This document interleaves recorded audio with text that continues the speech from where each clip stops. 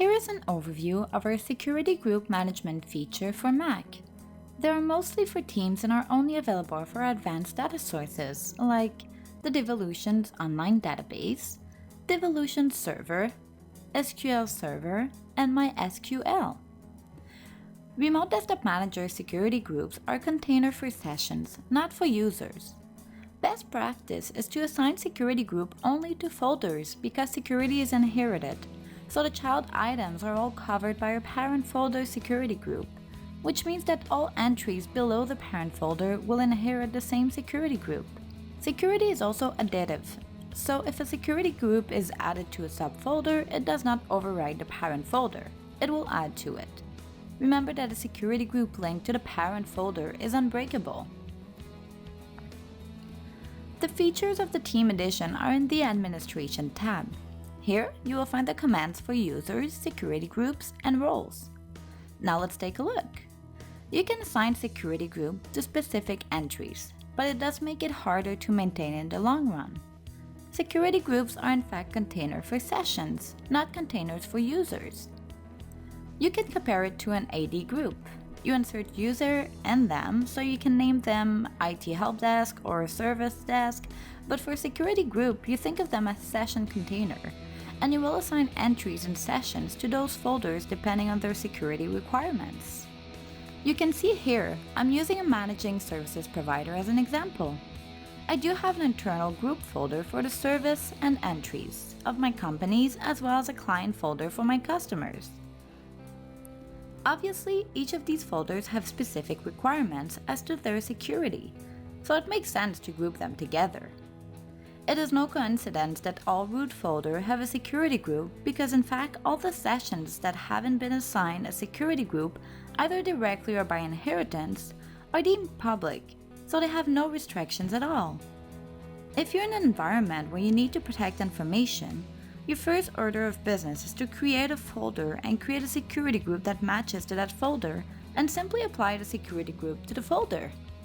Now let's create our security groups. As you can see, I am following a simple syntax of naming the security groups the same as the folder I am assigning it to.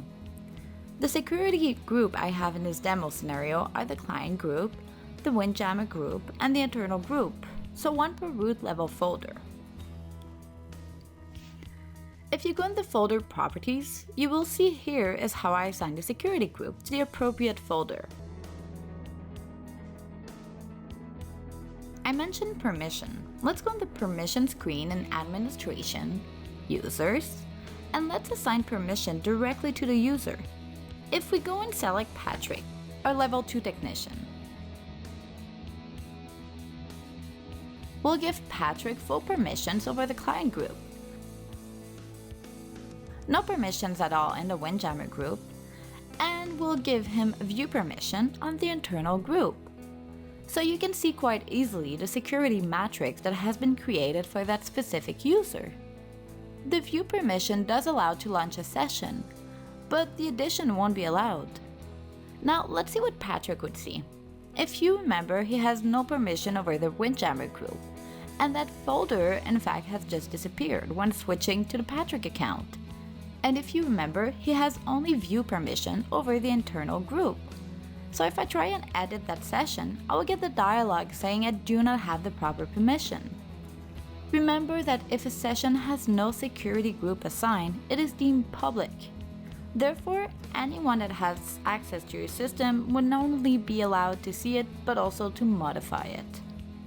Now let's go in the menu Administration, Roles. This is another area where you could assign permission.